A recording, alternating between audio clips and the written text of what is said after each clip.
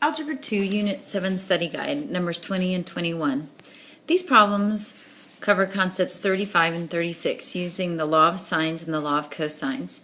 So in each of these problems we're going to determine what we have and then what formula we can use to solve the triangle.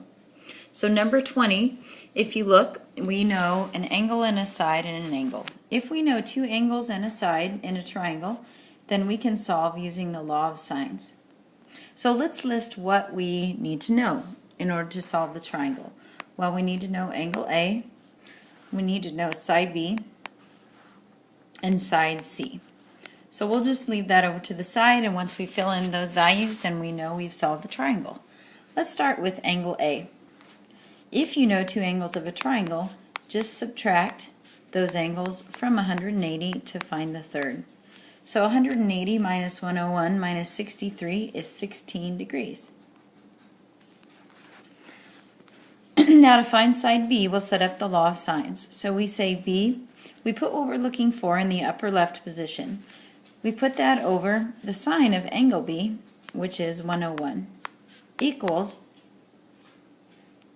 and then we'll use the side that we were given, 9, over the sine of angle A, which we now know is 16.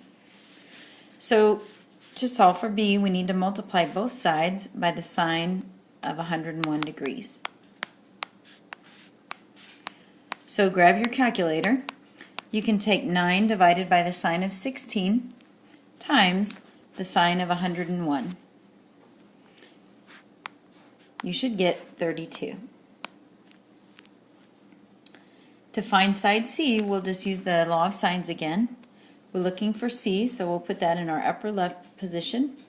We'll compare it to the sine of angle C, which is 63, equals, and then we'll put what we know, 9 over the sine of 16. So the steps to find your answer are the same. We'll multiply both sides by the sine of 63. So to find C on your calculator, you'll take 9 divided by the sine of 16 times the sine of 63, which is 29. On number 21, if we look what we have in this triangle, we know all three sides, side, side, side, side. So in that case, since we don't know two angles and a side, we need to use the law of cosines. I'm going to switch colors here. So let's list the things that we need to find to solve the triangle. So we need to find angle A, we need to find angle B, and angle C. So let's just start in alphabetical order. We'll use the law of, I might have said sines, I meant cosines. And we'll start and we'll solve for side A. So we'll say A squared, which is 6, equals B squared, which is 14, plus C squared, which is 9. And I can tell those sides because they are just across from the angles that they match with. So this is side C. Minus 2 times 14 times 9 times the cosine of A. So subtract your squares to the left side. Notice that you'll have left on the right side negative 2 times 14 times 9 times the cosine of A. So to get the cosine of A by itself, we can simply divide by negative 2 times 14 times 9 on both sides. So one way to solve this is to take your calculator and now key in what's in the numerator. So 6 squared minus 14 squared minus 9 squared. Divide that by, and in a parentheses, quantity, take negative 2 times 14 times 9. That will give you the cosine of the angle. Then use the inverse cosine button, and you should see that the angle A is 17 degrees.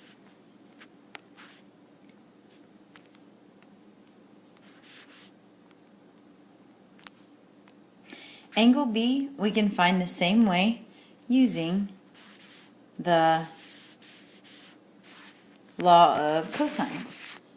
So if we want to find angle B, we'll say 9 squared because that matches with B. Sorry, not 9. We will say 14 squared equals, and then A, which is 6 squared plus 9 squared minus 2 times 6 times 9 times the cosine of B. So we'll just go through the same solving steps. So subtract your squares.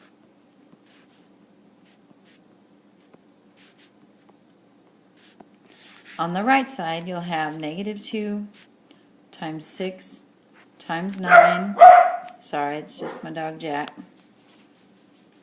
Divide by that quantity on both sides. Alright, so grab your calculator and do that. Realize what you have is the cosine of angle B. So then do the inverse cosine, pull back that answer, and you should get that angle B is 137 degrees. Now to find our last angle, which is angle C, we can simply subtract from 180. So 180 minus 137 minus 17 is 26.